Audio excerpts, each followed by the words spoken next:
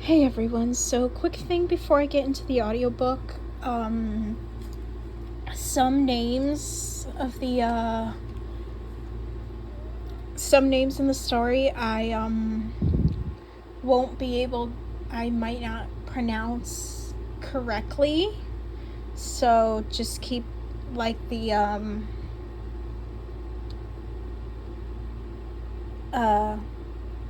like this is obviously a Titanic story, but I use the names of real historical figures from then. Some of the names I might not be able to pronounce are like those from the band, for instance. So yeah, let's get into it. Titanic, Miss Unsinkable, Chapter 1, April 2nd, 1912, Belfast, Ireland.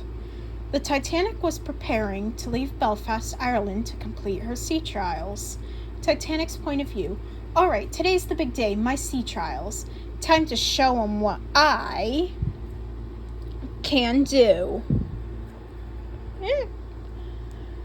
Alright, today's the big day, my sea trials. Time to show them what I can do. First test, speed.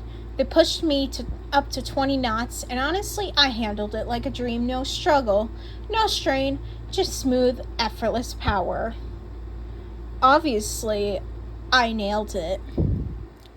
Next, they wanted to see how fast I could stop, so they threw my engines into reverse. I came to a halt in 850 yards. I could practically hear the excitement in their voices. More than enough, they said. Of course it is. I mean, did you expect anything less? Then came the turning test. They had me do a full circle to see how much space I needed. 3,850 yards to complete a lap. Not a bad deal for someone of my size, if I do say so myself, as they seem pleased. So, that's all that matters. Another test passed with flying colors. Honestly, I don't see what all this fuss is about. I was built for this. I could stop. I could turn. I can handle speed. I've got it all. If you asked me, I'd say I'm unsinkable. More unsinkable than my sister Olympic, that's for sure. After about 6 hours, the Titanic completed her sea trials. The Board of Trade signed off on her safety certificate, and she was free to leave Belfast. She made her way to Southampton to get prepped for her maiden voyage. April 3rd, 1912, Southampton, England. Titanic's point of view. Well, here I am in Southampton. Not only to get prepared, but also to pick up my passengers and crew before starting my maiden voyage. From what I'm hearing, they have around a week to prepare me. Honestly, do they even need that long? I don't know. They've been filling me up with cargo, food, coal, and everything else I need to be in top shape for my journey. The amount of food they put on me is staggering. 75,000 pounds of meat, 11,000 pounds of fish, 8,000 pounds of potatoes, 40,000 eggs, 7,000 heads of lettuce, 10,000 pounds of sugar, and 250 barrels of flour. 36,000 apples, 1,500 gallons of milk, and 15,000 bottles of ale. Do they really need that much food? Well, I won't complain. Then comes my coal. They say I need around 6,500 to 6,600 tons for a single trip. That's a lot, but apparently it takes 1 ton of coal for every mile I travel since I'm heading to New York, which is about 3,000 miles away. It makes sense. Most of my coal is coming from other ships surrendering their supply. Whatever, I can handle it. Man is superior to nature, and I'm going to prove it. After a week of preparations, Titanic was finally ready for her main voyage. Titanic's point of view. Finally, I'm ready to sail. Now all I need to wait for is my life givers. And let's be honest, cargo, I mean passengers to board. My 7,020 crew members are getting settled, and I'm eager to leave. Staying around for a week is unbearable, but soon I'll show the world what I can do. I'll prove that man is superior to nature. April 10th, 1912, Southampton, England. Titanic's point of view. Alright, it's time to leave Southampton for my grand voyage. Though, I have to say, departing at noon, really? You could have woken me up earlier. The crew told me my route. But instead of heading straight to New York, I have to make a few stops. Why? Apparently I need to pick up more crew and cargo. Sorry, I mean passengers. Ugh, fine, I'll do it. After all, I have a reputation to uphold. First stop, Cherbourg, France. Titanic point of view.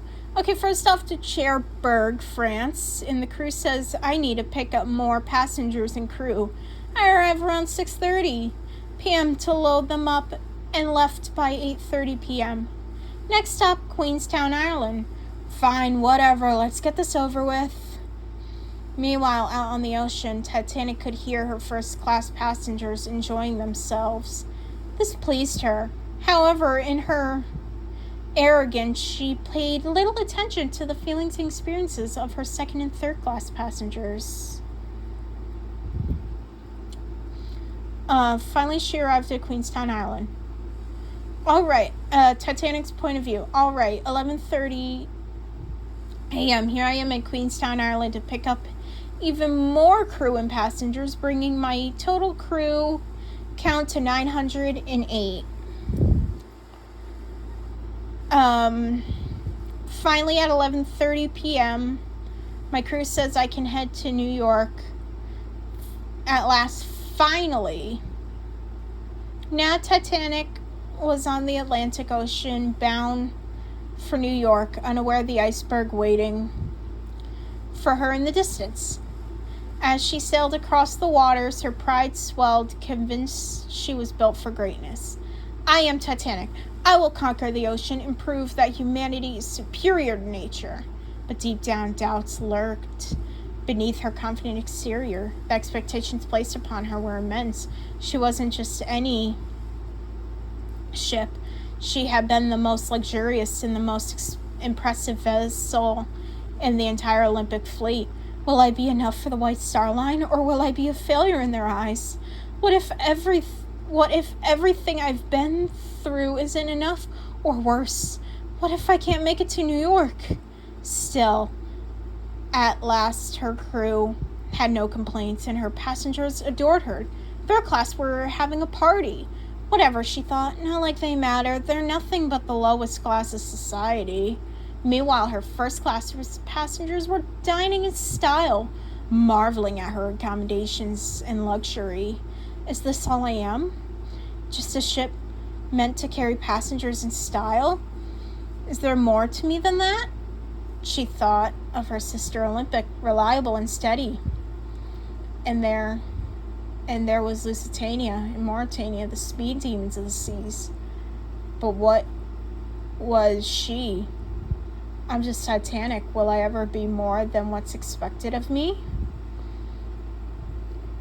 Chapter 2.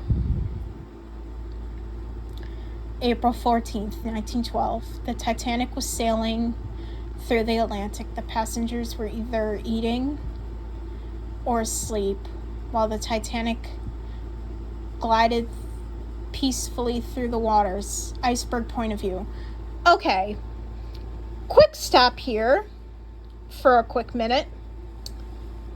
The iceberg, I based the iceberg off of Colleen Ballinger, and the Californian off of Adam McIntyre. I know that's not funny. It wasn't intended to be funny, but it's meant to be ironic, because in history, the Californian was saying icebergs, icebergs, icebergs, and the Titanic didn't believe the Californian. And that's why the Titanic sank. So, Just wanted to get that out of the way. So here we go. Iceberg point of view. I'm just here minding my own business, cruising through the ocean when, oh great, here comes the Californian again. They're acting like I'm some sort of villain. I swear, I'm doing absolutely nothing wrong. I'm just here chilling and being an iceberg. And then they go and tell everyone I'm dangerous? What's their deal? Californian point of view. Listen, Titanic, I'm seriously trying to warn you here. Iceberg's right ahead. But no, you've got it all figured out, huh? Oh, you're fine, right. Totally unsinkable. Well, okay, whatever. You do you. But when it hits, don't come crying to me. Seriously, why don't they listen to me? I mean, I'm trying to keep them from getting wrecked. But hey, they're Titanic. What do I know? Titanic point of view. Alright, it's a calm, moonless night. No need to panic. My crew can see for miles. My passengers are mostly asleep or dining, and the third class, they're throwing another party. Classic. My teller is telling me not to worry about passengers dropping stuff on me. Well, excuse me, I was built to be a pristine, luxurious liner, not a dumpster for trash. I'm meant for greatness, not to be dirtied. What Titanic doesn't know is that she's heading straight for the disaster the Californian warned her about. She's on a direct collision course. Titanic point of view. Well, I'm on my way to New York. No problems. My voyage has been smooth, although I've been getting so many iceberg warnings. What's the deal with that? I don't need to worry about icebergs. Also, some workers were mad about his job and another ship was talking to him. Ugh, whatever. Titanic point of view. At 11:30, Titanic's cargo, I mean passengers. I say Titanic's cargo, I should have said my cargo? Whatever. I mean passengers were asleep or getting ready for bed. I was gliding across the ocean with no issues until 11:39 p.m. That's when the crew suddenly yelled, "Iceberg, right ahead." My captain tried to turn me to the right, shouting, "Hard to starboard!" But seriously, I told Lightoller I could take this iceberg head on, no problem. I'm Titanic after all. But no, he refuses to listen, so I turn. And then, my precious hull is scratched. I start crying. Yeah, crying. I'm Titanic. I'm unsinkable. So what's a little cut, right? The crew's scrambling to assess the damage, but honestly, how bad could a scrape be? I'm built to be the most well-built and safest ship on the ocean. I tell them not to worry. My damage is nothing serious, according to the crew. It's just tiny gashes in my hull. They think it's not severe enough to evacuate. And honestly, they believe in me. So I'll keep them proud. Meanwhile, Titanic continued traveling slowly and her hull slowly ripped apart. Titanic's point of view. I'm traveling slowly. Fine, whatever. Seriously, do I have to go this slow? I'm Titanic. I'm unsinkable. I'm gonna make it to New York. Just watch. If I keep going slowly, I'll still get there. Meanwhile, Carpathia was stopped by an ice field. Why did I put Carpathia? I should have said Californian. What the heck? I'm stuck here because of this ice field. And now I'm stuck talking to the iceberg. Great. Just great. So, iceberg, care to explain yourself? Oh my, iceberg point of view. Oh my god, can you not? I didn't do anything. I'm just here minding my own business, living my best iceberg life, and now you're acting like I intentionally hit Titanic? I didn't do anything. Why is everyone blaming me for this? Californian point of view. You hit the Titanic, though. You are the reason she's even in trouble. And you're acting like I'm the problem here? You've caused serious damage. I'm gonna let you off easy. But if anything happens to Titanic, you know it's your fault. Iceberg point of view. Okay, fine, whatever. But Titanic didn't listen to you. You tried to warn her. She shut you down. She told you to be quiet. So don't blame me for her injuries. Californian point of view. Oh, sure, of course it's all Titanic's fault. But you're the one who hit her, Iceberg. You do realize that, right? If anything happens, it's on you. Iceberg point of view. Yeah, sure. But it wasn't my fault. They should have seen me and avoided me. And anyway, I'm just an iceberg. How am I supposed to know they can't see me with no moon out? Meanwhile, the Titanic's still traveling slowly, hoping the damage doesn't grow too severe. Titanic point of view. I'm still going slow. Fine, whatever. This is getting real. I'm starting to panic. I'm taking on water. My second officer reassures me I'm fine and that everything will be okay if I stay on course. But my crew is just talking. What are they doing? I'm sinking. Shouldn't they be acting instead of just discussing what to do? Oh, well, whatever. I can make it. I can't make it. Whatever. I can't make them do anything. So much for being unsinkable. I'm clearly taking on water now. Chapter 3. Titanic point of view. Well, now my passengers and crew are panicking, saying I'm going down. I'm not going to go down. I tell them, I promise them, I'm not going to go down. My ship's orchestra, led by, oh great, here's where the hard names come, but I'm going to try my best to say them, led by Bandmaster Wallace Hartley, along with violinist George Alexander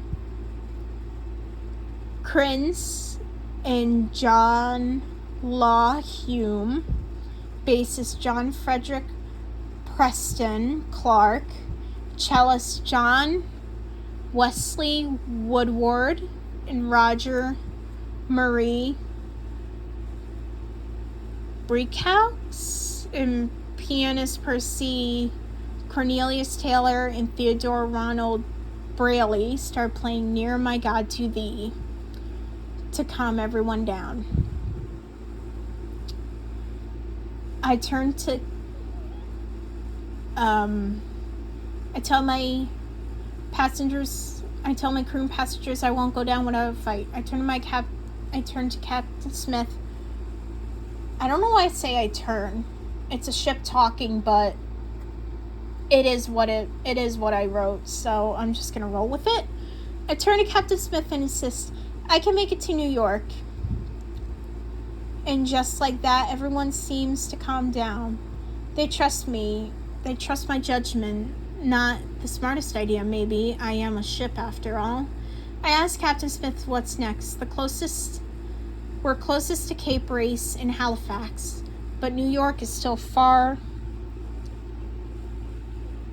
But New York is still far. I ask, where should I go? He tells me to keep going to New York at my current speed.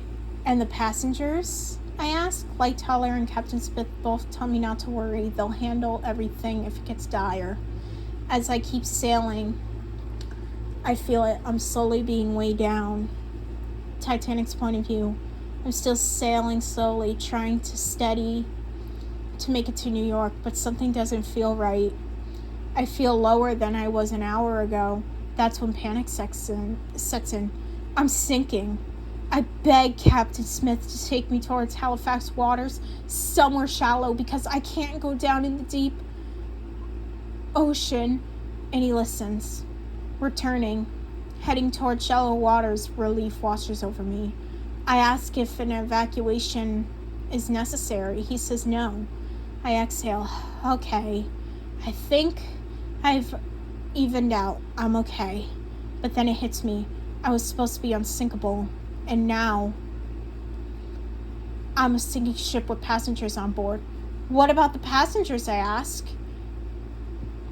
They can't stay on me if I'm going to go down. Captain Smith agrees.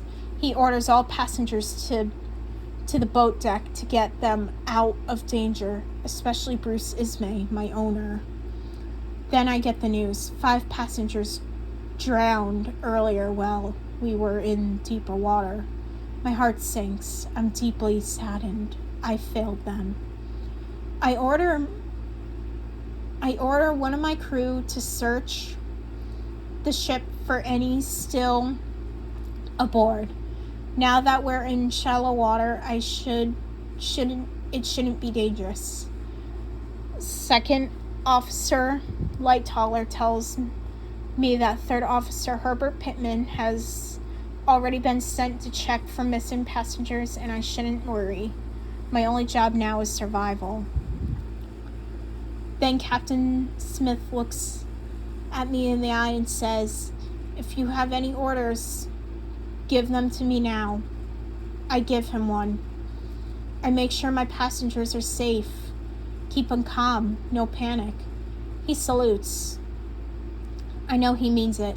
He promises me that the only thing that will take lives now is the cold, not the chaos.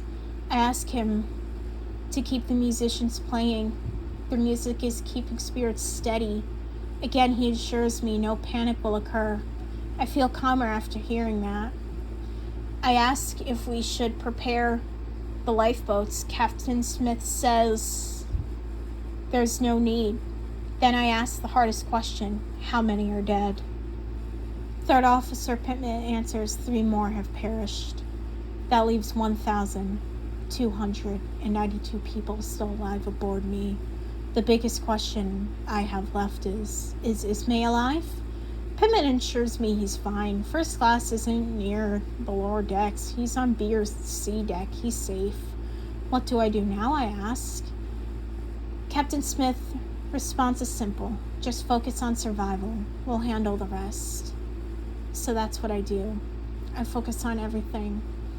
If I have on staying level, staying afloat. If I sink, I'll sink evenly with dignity.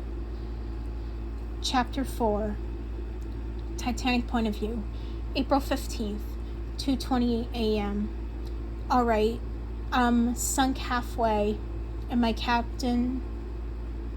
asked my captain, is everyone okay? And I'm assured everyone is safe up on the boat deck, and that they're working on a plan to save me. I asked my crew, what's the plan? How do you save a ship like me? As far as I can tell, I'm barely hanging on, scrapped and nearly drowned out here in the Atlantic. But my crew, they got me to shallow water, where I can't sink all the way, thank goodness. I'm not completely swallowed by the sea, thank God. My hulls and deck aren't soaked. Well, third class is probably underwater by now, but whatever. They're third class, lowest of the low anyway, right? Ask again. How are they going to fix me? Officer Pittman answers, we agreed to patch you up, Missy. I tell him, good luck. Pretty sure the damage is irreparable. But I'm glad you're trying. Captain Smith says, good job, young lady, for holding out until we reach shallow water. If you hadn't, this would have been much worse. I tell the captain, it's no big deal. What's important is my passengers' safety. My crew agrees. And they promise me they'll try their best to fix me while keeping everyone safe. California Point of View. Told you so. I told Titanic there was danger ahead. Did they listen? No. Now she's calling for help. And me? I'm not helping her. She was rude and told me to be quiet when I warned her. So no, let her reliable sister or someone else come rescue her. I'm staying out of it. April 15th, 2:30 a.m. The Titanic was sending out SOS calls for help. Her sister Olympic said she's on her way to pick up passengers. In Carpathia, She's on standby, ready to step in if needed. Titanic exists, she hasn't fully sunk yet. Titanic point of view. I sent out an SOS to make sure help's on the way, just in case things got worse. My sister Olympic says she's coming to stand by me. Carpathia too. That's good. My crew is thinking about my passenger's safety. That's what matters. And then for once my captain asked me how I feel. How do you feel about what happened? Are you alright? Are you feeling broken? Officer Lightoller promises me they're doing their best to fix me. Third Officer Pittman asks, we're all proud of you, Missy, for handling this so well. You're a brave young lady. I thank them for the praise, but I remind them what's most important is survival, mine and my passengers. I'll symbolize resilience against nature for as long as I can. Captain Smith nods. Wise words, young lady. And then I can't help but apologize. I'm sorry for being so proud before, for thinking I was invincible. All that mattered was keeping everyone safe. My captain says they're doing everything they can to fix me so I can become the proud vessel I once was. But then I break down. I was never unsinkable, was I? I ask. Captain Smith shakes his head. No, you were never truly unsinkable. That's just what the media said. And that's when I fully cry. If I'm not unsinkable, then what was all my pride for? All the love from my passengers? From the first class to third? Was it all for nothing? Officer Pittman gently says, no, Missy, it wasn't for nothing. You are the pride and joy of the White Star Line. You had a small accident, that's all. We'll fix you up and you'll sail on to New York. You'll be the prideful vessel you were always meant to be. All I can say is, I hope so. Chapter 5, April 15th, 3:00 a.m. Quick fix here.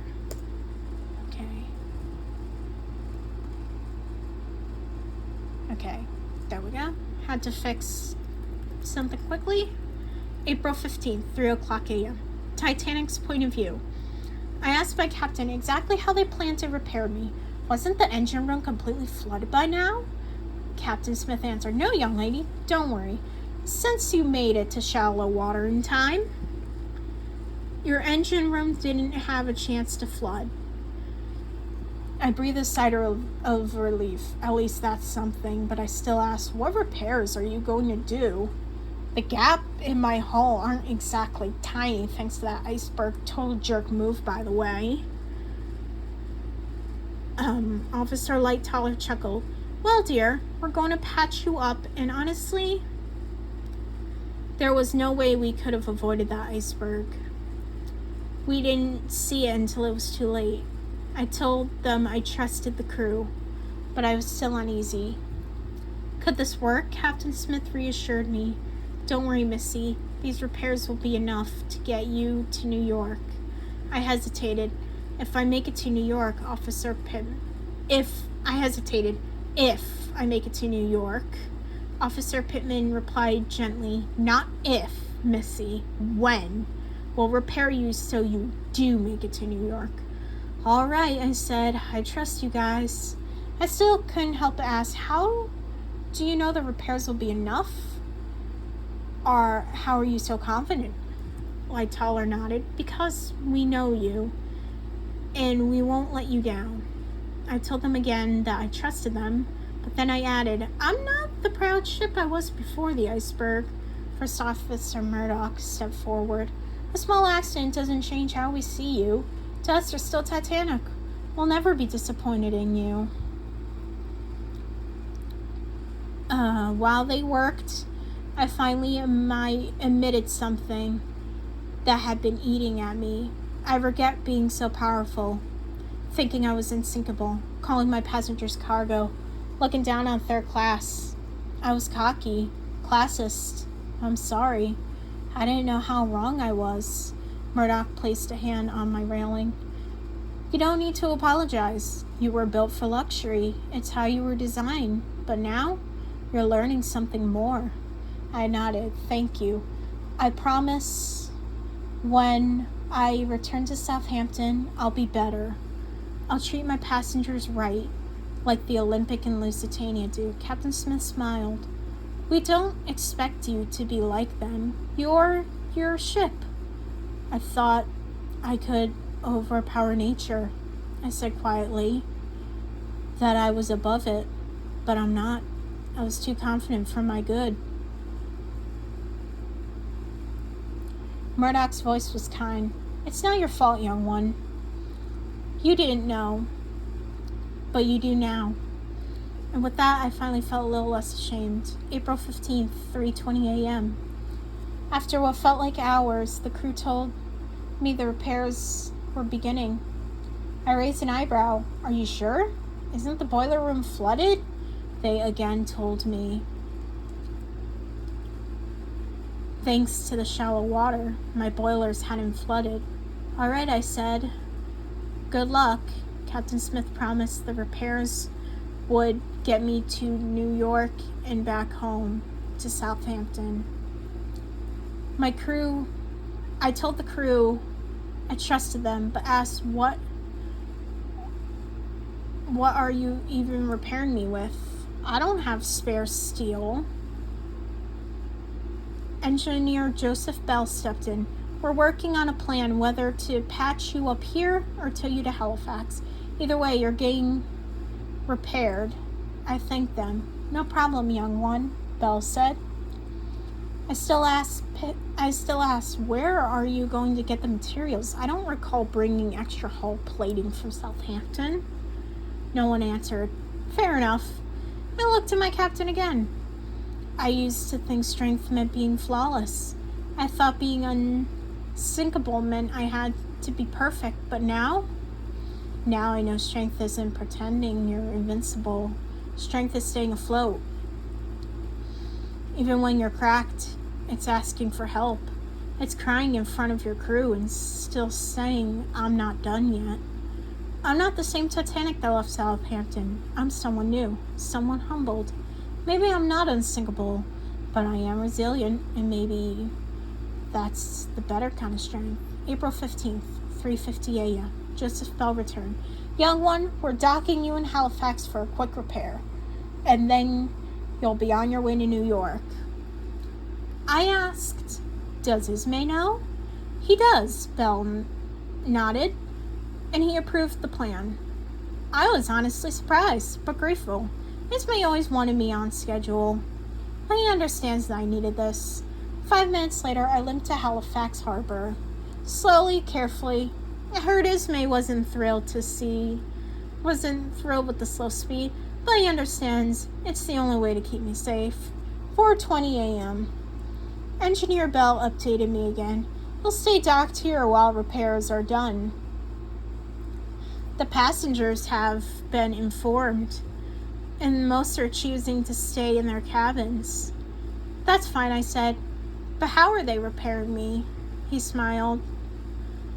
They have what they need. Strong rivets, solid patchwork. It won't take long. Just enough to finish your voyage to New York. I nodded. All right, well, that's good. And then I got the news. Bruce Ismay wants to speak with me. I couldn't help but feel a little excited. 4:30 a.m. Bruce Ismay's point of view. Walking around the first class, I was informed we'd be docked in Halifax for a short while. Not ideal. We'd be late, but Titanic needed the repairs. I approved it. She made it this far. I'm proud of her. Titanic's point of view. As I waited, I told Joseph Bell I was grateful they were using stronger rivets this time.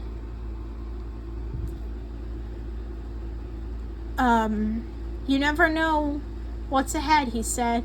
We want you stronger than ever. I asked how the passengers were doing. Surprisingly patient, Murdoch told me.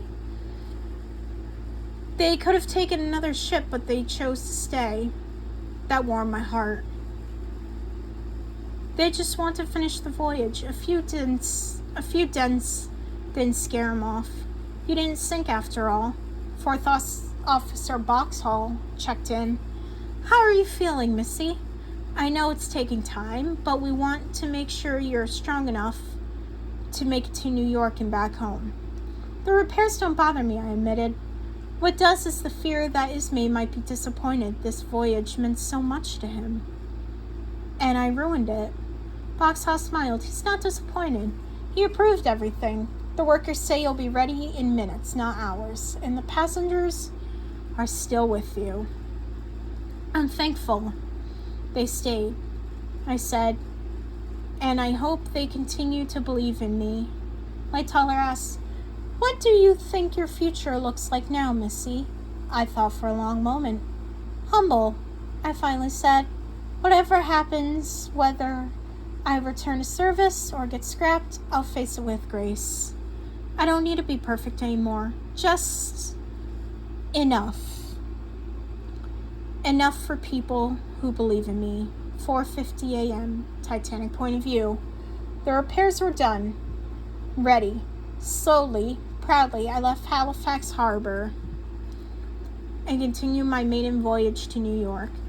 As we sailed, I asked how the passengers were feeling. First Officer Harold Lowe, Fifth Officer, not first, my bad. Fifth Officer Harold Lowe. No compliments, little one. According to them, you've been wonderful to be on. And for the first time in a while, I felt joy. They still believed in me. 5 o'clock a.m., I made it to New York Harbor. Whole, floating, cheered. My passengers celebrated. I was home. And this time, I wasn't just the Titanic. The Unsinkable. I was Titanic, the survivor.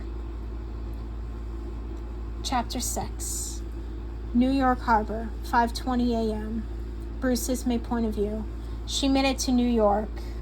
Not as fast as I would have liked, but the iceberg, the iceberg, that thing ruined Titanic. We had to stop at Halifax Harbor to get her repaired, slowing her arrival down. The crew said they couldn't see the iceberg.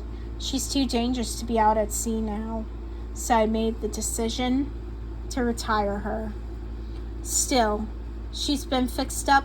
I'm not going to scrap her. She's too new for that, and I invested too much in those repairs. She's too expensive to just let go. So I've decided to turn her into a floating hotel. She'll still be around, just not the way she used to be. Titanic point of view. It's been 20 minutes since I arrived in New York Harbor, and I'm brimming with excitement. I'm ready for my next passengers, excited to take them back home to Southampton. But then I see Bruce Ismay approaching, and I wonder, maybe he's not going to congratulate me, making it or compliment on how well I cared for my passengers? But no, he says, first off, young lady, I want you to know I'm proud you made it to New York without capsizing or sinking. I thank him, a little confused. Then he says, unfortunately, I made a decision that might be seen as bad news for you, young lady. I nervously asked what decision he made. I decided you're too dangerous to be out on the ocean, so I'm pulling you from service permanently and converting you into a floating hotel. I start to cry. But then he adds, think about it this way, young lady. You won't be a cruise ship anymore, but you'll entertain people for centuries as a floating hotel. You'll still house guests, just not as you once did. I stopped crying. While I won't be the grand ocean liner I once was, I'll still bring joy. And that means something. All I could say is I serve my purpose. If I'm no longer needed at sea, then I'll accept that. Ismay replies, you had a good run, young lady, but you weren't safe enough for the ocean. Now you'll be safe and profitable as a hotel. I take a deep breath. All I can do is accept this new life with dignity. Mr. Ismay's word is final, so I humbly take on new purpose. He smiles and says, I'm proud of you, young lady. I'm glad you're okay with this. I ask him two things. First off, what made him decide to pull me from service? And second, where will I be staying permanently? He replies, Well, you hit an iceberg. You were injured. That makes you too dangerous to keep at sea. And for your permanent home, you'll be docked here in New York. All I can say is thank you for answering my questions, Mr. Ismay.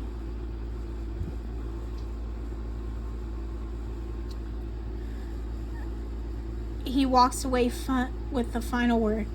You'll make a great profit as a floating hotel, young lady. Honestly, I want to scream. I'm Titanic. I'm the greatest ship of all time. And now, I'm just a hotel. And all because I hit an iceberg I didn't even see. Excuse me? That's not right. And all for what? More profit? Maybe Ismay never truly cared about me. Maybe it was always about the money. 6:00 a.m. I get pulled into an empty dock in New York. It's just big enough to hold me. Workers come by and begin the refit. My second and third class areas are removed. Cabins become bedrooms. My swimming pools are drained. My identity is stripped away. My elegance gone. Railing is added for safety. This isn't me. I'm an ocean liner, not a hotel. But I can't stop it. It was my owner's decision. And the parts of me that were taken out one by one, I start to accept. I will never again be Titanic the ocean liner. I am Titanic the hotel. 6 years later, Titanic's point of view. Time has passed. In those years, I've heard news. Lusitania sank. My sister Britannic sank. Carpathia sank. Ships were being sunk left, right, and center in the war, while I sat here safe, still taking in guests as a hotel.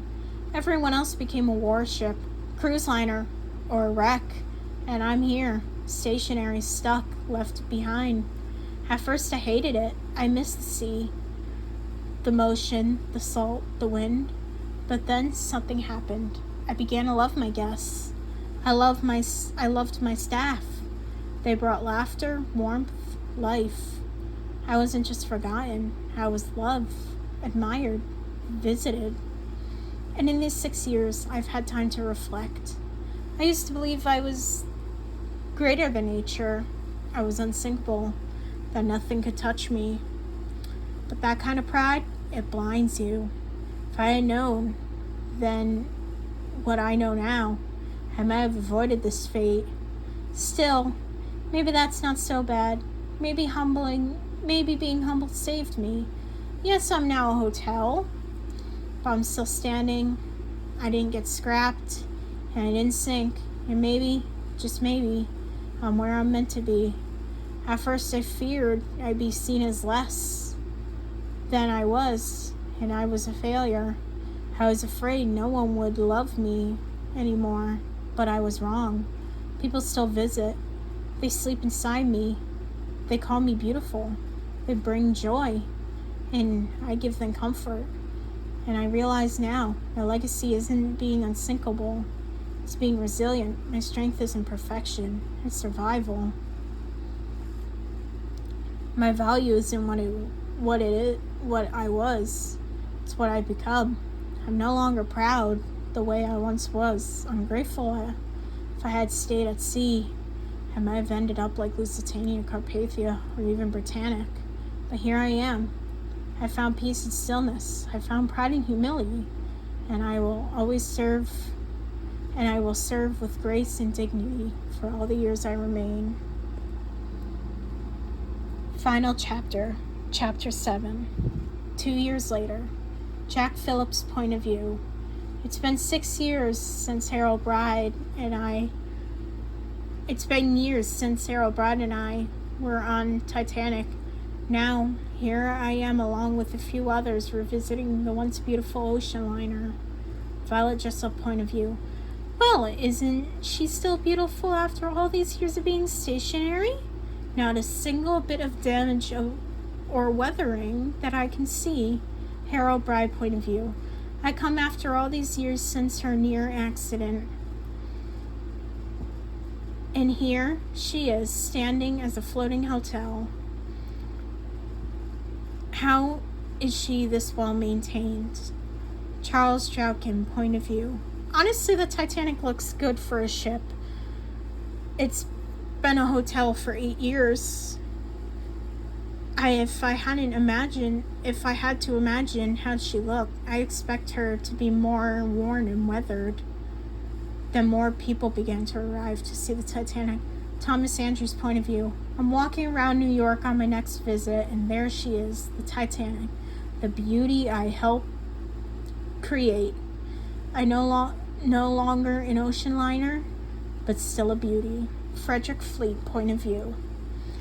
I did my best, young lady. When I saw the iceberg, I apologized. I couldn't see it earlier to prevent the collision. Look what happened to you as a result. Molly Brown point of view. So this is the Titanic now? After all this time, she's well maintained? I'm glad she's managed to get repaired and didn't go down. John Astor point of view. Years have passed, and she looks no different than she did on her maiden voyage. Now she has a better purpose. Madeline Astor point of view. I stand here looking at Titanic, and all I could think about is how beautiful she still looks years after what happened. Lucy Lady Duff Gordon point of view. Thanks to you, Titanic, I made it to New York, and I have a well-kept fashion career. A little girl walks up to Titanic with her mother, a 9-year-old Milvina Dean. Milvina Dean point of view. Mommy, the Titanic is where we're staying? She's so big. 5 minutes later. Titanic point of view. So, it's been 8 years since the collision. Many passengers come and go. Guests who leave me with good experiences. I'm glad my guests only have good experiences. Honestly, I believe my transformation was well worth it. If I can have guests leaving me with a positive experience, I don't care that I'm no longer a cruise ship. I'm a hotel now. Given these 8 years, I had time to redeem myself since the iceberg. If this man could turn me back into a cruise ship, no doubt he could. But honestly, I wouldn't want to go back. I get much more love as a hotel, and I appreciate all I've received throughout the years. I inspire many young boys to want to become ship captains, crew, or officers, and I'm glad. I'd never want to go back.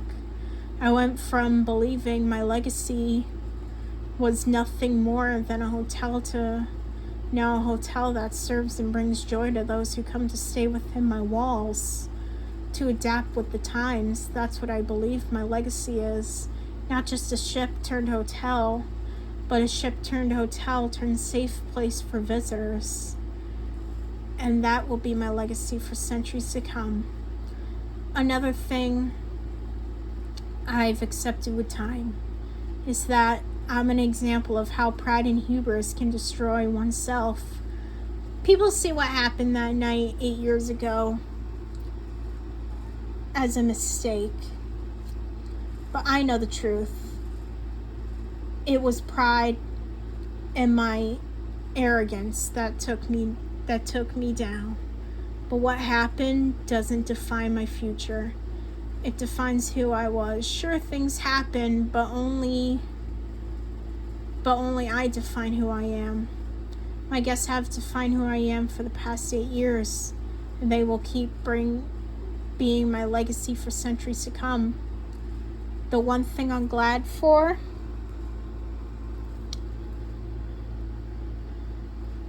is the people who come aboard me. They say how much history I have, the amazing story of me, and how proud they are. One little girl was excited to be on me because I'm massive. Turns out that little girl was on me 8 years ago as an infant, which is just adorable. That little girl is still excited in my eyes. So safe to say, my presence has been a thrill to the passengers who come aboard and learn my story and history. While I appreciate my guests visiting, I've been changing over the past 8 years to survive with simple changes to my decor, different beds, flooring, carpet. Then museum part was added with things like my bell were removed for kids to play with, which I completely believe is a bad idea to let kids play with an expensive bell. But whatever, the kids are happy, so I won't complain. I just think it's irresponsible to let kids ring my expensive bell, but the rules of the hotel are not up to me. I'm just the ship. Another change I was told about is the hotel staff offer very delicious special Titanic themed meals in the hotel. Back in 1912, that wouldn't have been realistic. I mean, we had a class system where specialty meals were first class only. Not only that, but every year my paint gets refreshed. So I'm constantly changing with time to survive and keep serving. If I have learned anything, it's humility, which I learned through the collision. Resilience. I made it to Halifax, got repaired, admitted to New York, and finally, hope for my new identity as a hotel. That come from guests constantly visiting me and staying in my rooms, families making memories, and kids waiting to grow up to work on a ship like me one day. So if my story has taught me anything, it's that even if you lose your opportunity at one thing, there will always be another for you.